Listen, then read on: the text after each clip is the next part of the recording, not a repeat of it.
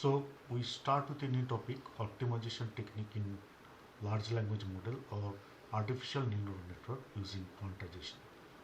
So LLM means large language model and ANN means artificial neural network. So we'll see right how in artificial neural network we can do the optimization. So one of the well-known technique is the quantization. So to understand the quantization, right, let's go to a kind of a small neural network as given in the diagram. So if you see, right, so x1, x2, x3, these are called the neurons, okay, and w1, w2, and w3 are the weights which are connected to provide a summations defined by a function h, which is nothing but the summation of dot product of xi and wi, where xi and wi is the summation which actually constitutes the following: input x1 into w1 plus x2 dot w2 plus x3 dot w3. Okay, and this function, summation function, we have to pass through a function called activation, and further we get the output. Clear? So now let's come to this h, right? So we have computed h as of now. So this h function needs to be again pass through a function f, let's say for example, to get an output f, right? So this f we called as a kind of a activation function. So this is nothing but your activation function. Okay, now since f function takes the h value, so what is h? H is nothing but x1 w1, x2 w2, x3 w3. Correct? Now this m function is actually defined as 1 by 1 plus e to the power h, which is nothing but the, what is called, this is sigmoid function, right? So which is actually used in the logistic regression. Fine.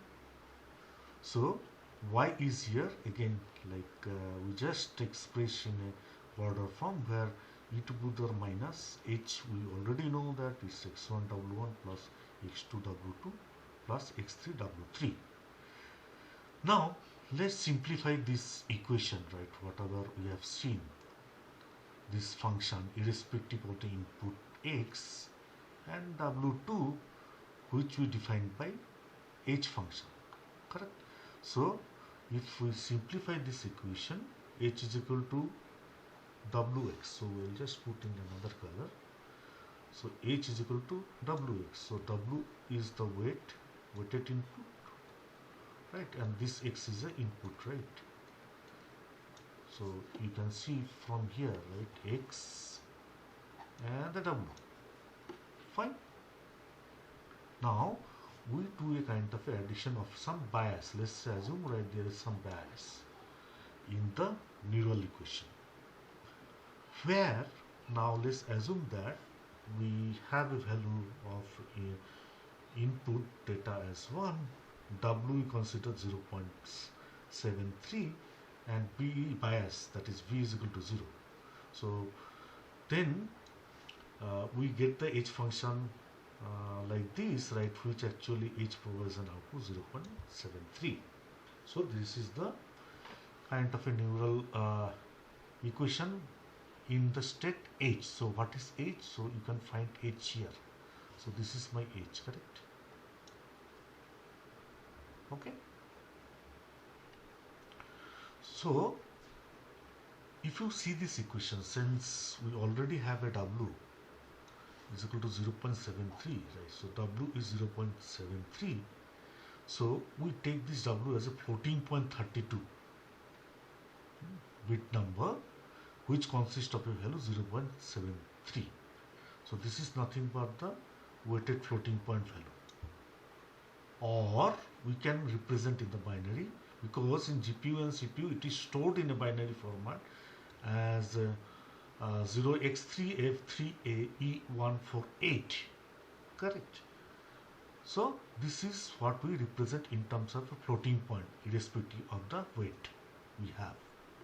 Second step, what we will do, we'll replace this 32-bit floating point. So we already get a floating point 0.73 with the 8-bit integer, that is the int 8-bit. So this is 0.73 is basically a 4 byte, okay, and this int is a 1 byte. How to do that conversion? So let's floating weighted range, we have W min is equal to -1 and W or the weight max is a +1. Okay. Similarly, we define the int 8 range as a capital Q minimum of -128 and Q max as a +127. Now, how to map this floating point into the int? So to do that, what we'll do right now, mapping the scale. So the scaling factor we defined by a variable z, where W max minus W min divided by Q max plus Q min. So which is nothing but 2 by 55. Okay. So the z value is my 0.00784, because this 255 we are getting from this addition, right? So 127 plus 120, so that is nothing but 255, and these two value we are getting from W max, that is 1 minus 1, that is 2. Okay, hope that this function is clear till now. Now coming to the D point. So how to do the quantization, the float function into an integer function. So this quantization factor we denote as a Q underscore F float to integer value. So which is nothing but the round figure of the WFP. So what is WFP? So WPFP we already have a 0.73. Okay. So this value divided by 0.00784, so which is nothing but my z value. So this is the formula quantization conversion from mapping from floating to integer. So which becomes 93. So what does it mean? So it means, so quantization weight 93 int, we convert it into 1 byte from where 4 byte. Now if we dequantize, what will be the formula right now? So if we dequantize during the inference, right? So convert it back to the dequantize. So generally dequantization is useful in the inference timing. So if we kind of convert or dequantize it, right? So again in a form of weight of floating point 32, that is for 4 byte from 1 byte, which is nothing but quantization of floating to integer into z. So we put this value 93, which we already get, into 0.00784, which is my z value. So WF we are getting 0.729, or this is nothing but 0.73. So this is our original weight 4 byte or 32 bit value. So finally, what is the intuition behind it? So if you see the intuition, if we just provide a mapping or range from -1 to +1, so if you divide minus 0.50 and plus 0.5, so if we map to integer, so this is nothing but kind of my if we just map here, So minus 1 is mapped to minus 128, and plus 1 is mapped to my 127 value. So this 93 value, whatever that integer value we are getting, right? So it is close to or in between plus 64 to plus 27. Right? So this 93 is nothing but this 93. So that is the conversion from floating to integer. So what is the finally summary out of this? So finally, final summary, we got that floating point conversion 32 to integer or 8 bit. The value we have initially was 0.73, which we converted to 93. So this AP32 is 32 bit floating point, which is nothing but 4 byte. This is 8 bit integer, which is nothing but 1 byte integer.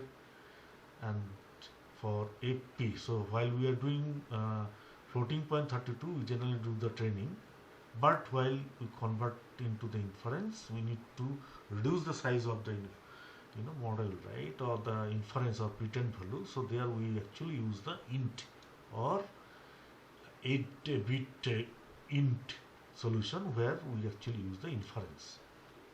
Okay, so this is all about the basic concepts of the quantization. So further quantizations we'll see how we can do in the LLM models, right? Okay, so that's all from my side for today.